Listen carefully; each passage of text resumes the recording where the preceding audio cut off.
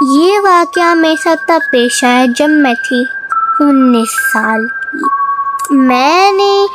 मैं पाकिस्तान से इंडोनेशिया तक ट्रैवल किया।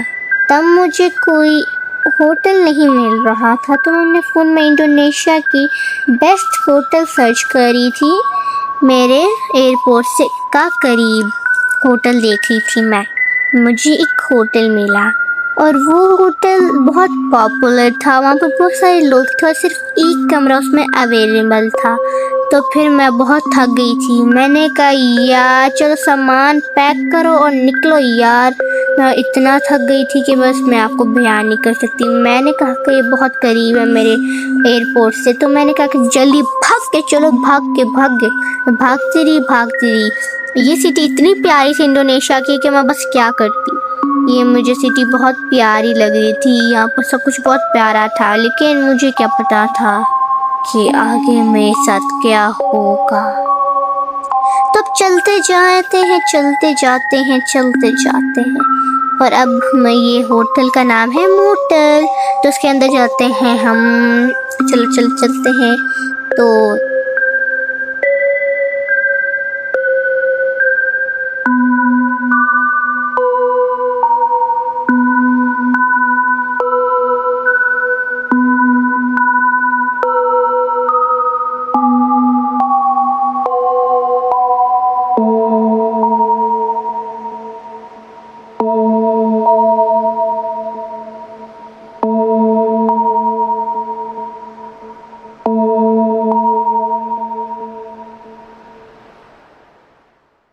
इसकी ये बात करने के बाद मैं बहुत डर गई थी कि इसने ये क्यों कहा कि क्या ये सच्ची में वो वाला रूम हॉरर हॉन्टेड है कि नहीं।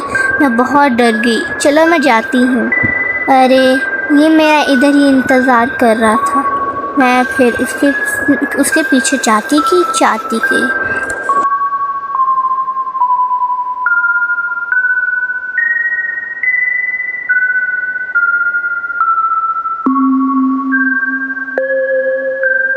जैसे इसने बोला ख्याल रखे, मैं थोड़ी देर के लिए शॉक पड़ गई। क्या ये क्यों उसने बोला ख्याल रखे? मैं थोड़ी छोटी बच्ची थोड़ी ना हूँ जो ख्याल रखूँ। मतलब कि क्या यार, कुछ भी यार।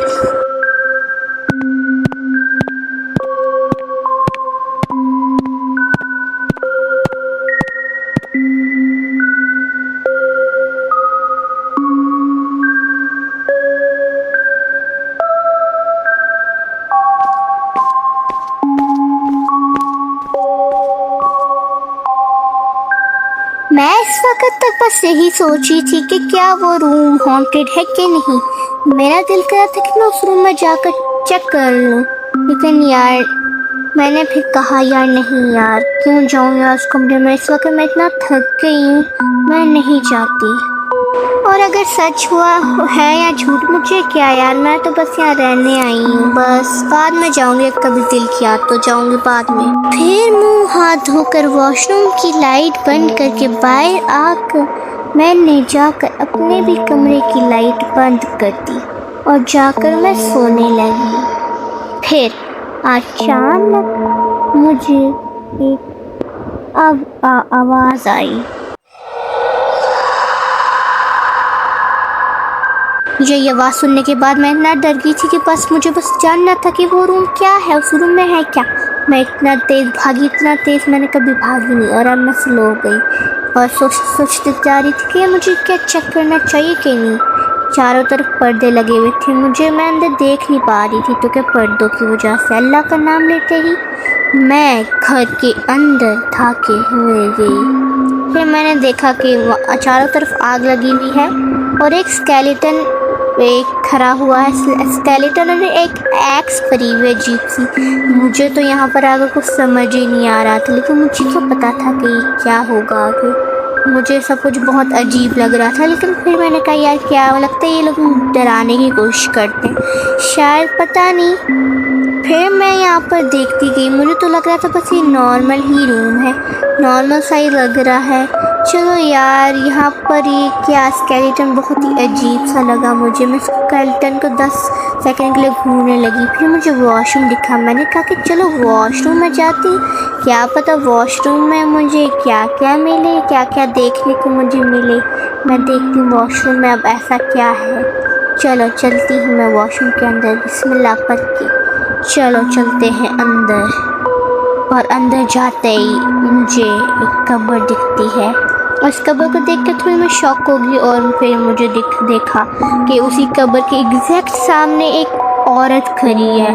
फिर तो मैं इतना डरी कि मुझसे हिला नहीं जा रहा, मुझसे तो बात मेरे से कुछ बोला नहीं जा रहा। हिम्मत करके फिर मैंने पूछा इस लड़की से कि आप कौन है, ये कौन है आप। मैंने इससे ये पूछा कि कौन है ये लड़की, कौन है, कहाँ से आई है ये।